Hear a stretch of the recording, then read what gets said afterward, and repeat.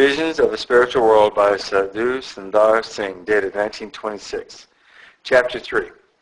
The World of Spirits. Once in the course of a conversation, the saints gave me this information. After death, the soul of every human being will enter the world of spirits, and every one, according to the stage of his spiritual growth, will dwell with spirits like in mind and in nature to himself, either in the darkness or in the light of glory. We are assured that no one in the physical body has entered into the spiritual world except Christ and a few saints whose bodies were transformed into glorious bodies. Yet to some it has been granted that, while still dwelling in the world, they can see the world of spirits and heaven itself, as in 2 Corinthians 12:2, though they themselves cannot tell whether they enter paradise in body or in the spirit. After this conversation, these saints conducted me round and showed me many wonderful things and places. I saw that from all sides, thousands upon thousands of souls were constantly arriving in the world of spirits, and that all were attended by angels. The souls of the good had with them only angels and good spirits who had conducted them from their deathbeds. Evil spirits were not allowed to come near to them, but stood far off and watched. I saw also that there were no good spirits with the souls of the really wicked, but about them were evil spirits who had come with them from their deathbeds, while angels too stood by and prevented the evil spirits from giving free play to the spite of their malicious natures and harassing them. The evil spirits almost immediately led these souls away towards the darkness, for when in the flesh they had consistently allowed evil spirits to influence them for evil, and had willingly permitted themselves to be enticed to all kinds of wickedness. For the angels in no way interfere with the free will of any soul. I saw there also many souls who had lately come into the world of spirits, who were attended by both good and evil spirits as well as by angels. But before long, the radical difference of their lives began to assert itself, and they separated themselves, the good in character towards the good, and the evil towards the evil. Sons of light. When the souls of men arrived in the world of spirits, the good at once separate from the evil. In the world, all are mixed together, but it is not so in the spiritual world. I have many times seen that when the spirits of the good, the sons of light, enter into the world of spirits, they first of all bathe in the impalpable air-like waters of a crystal clear ocean, and in this they find an intense and exhilarating refreshment.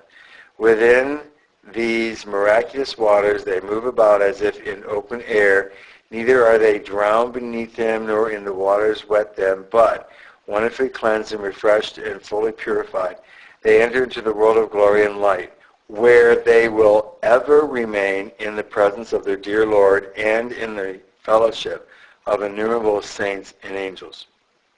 Sons of darkness. How different from these are the souls of those whose lives have been evil.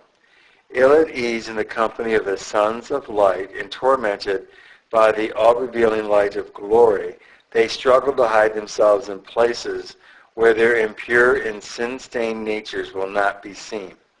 From the lowest and darkest part of the world of spirits, a black and evil-smelling smoke arises, and in their effort to hide themselves from the light, these sons of darkness rush down and cast themselves headlong into it, and from it their bitter wails of remorse and anguish are heard constantly to arise. But heaven is so arranged that the smoke is not seen, nor are the wails of the anguish heard by the spirits in heaven, unless any of them, for some special reason, should wish to see the evil plight of those souls in darkness. Death of a child. A little child died of pneumonia, and a party of angels came to conduct his soul to the world of spirits. I wish that his mother could have seen this wonderful sight. Then, instead of weeping, she would have sung with joy, for the angels take care of the little ones with a care and love that no mother ever could show. I heard one of the angels say to another, "See how this child's mother weeps over this short and temporal separation. In a very few years she will be happy again with her child. Then the angels took the child's soul to that beautiful and light-filled part of heaven, which is set apart for children, where they care for them and teach them in all heavenly wisdom until gradually the little ones become like the angels. After some time, this child's mother also died, and her child, who had now become like the angels, came with other angels to welcome the soul of his mother. When he said to her, "Mother, do you not know me? I am your son Theodore." The mother's heart was flooded with joy, and when they embraced one another, their tears of joy fell like flowers.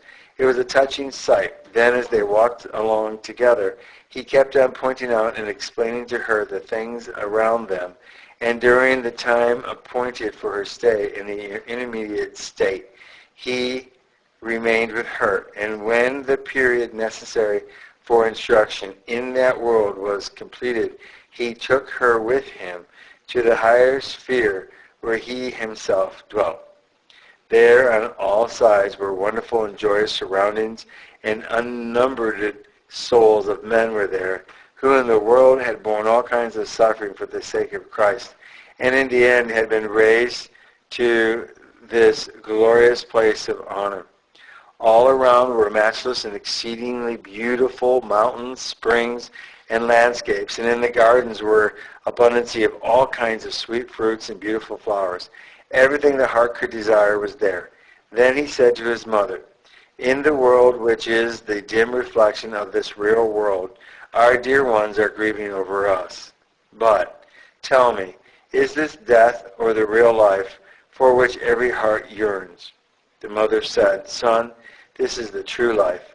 If I had known in the world the whole truth about heaven, I would never have grieved over your death. What a pity it is those in the world are so blind."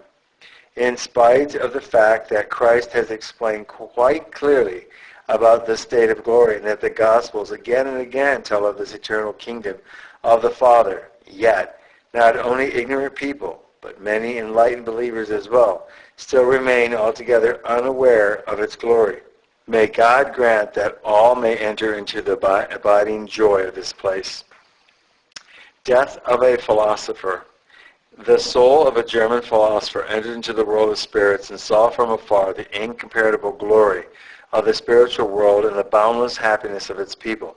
He was delighted with what he saw, but his stubborn intellectualism stood in the way of entering into it and enjoying its happiness. Instead of admitting that it was real, he argued thus with himself: "There is no doubt at all that I see all this, but what proof is there that it has an objective existence and is not some illusion conjured up by my mind? From end to end of all this scene, I will apply the test of logic, philosophy, and science, and then only will I be convinced that it has a reality of its own and is no illusion." Then the angels answered him, "It is evident from your speech that your intellectualism has warped your whole nature, for as spiritual and not bodily eyes are needed to see the spiritual world, so spiritual understanding is necessary to comprehend its reality, and not mental exercises in the fundamentals of logic and philosophy. Your science that deals with material facts has been left behind with your physical skull and brain in the world. Here, only that spiritual wisdom is of use which arises out of the fear and love of God." Then said one of the angels to another, "What a pity it is that people forget that precious word of our Lord. Except ye be converted and become as little children, ye shall in no wise enter into the kingdom of heaven." Matthew chapter 18, verse 3. I asked one of the angels what the end of this man would be, and he replied, "If this man's life had been altogether bad, then he would at once have joined the spirits of darkness. But he is not without a moral sense. So, for a very long time he will wander blindly round in the dim light of the lower parts of the intermediate state, and keep on bumping his philosophical head until tired of his foolishness he repents. Then he will be ready to receive the necessary instruction from the angels appointed for the purpose, and when instructed, will be fit to enter to the fuller light of God in the higher sphere. In one sense, the whole of the infinite space, filled as it is with the presence of God, who is Spirit, is a spiritual world. In another sense, the world also is a spirit world, for its inhabitants are spirits clothed with human bodies.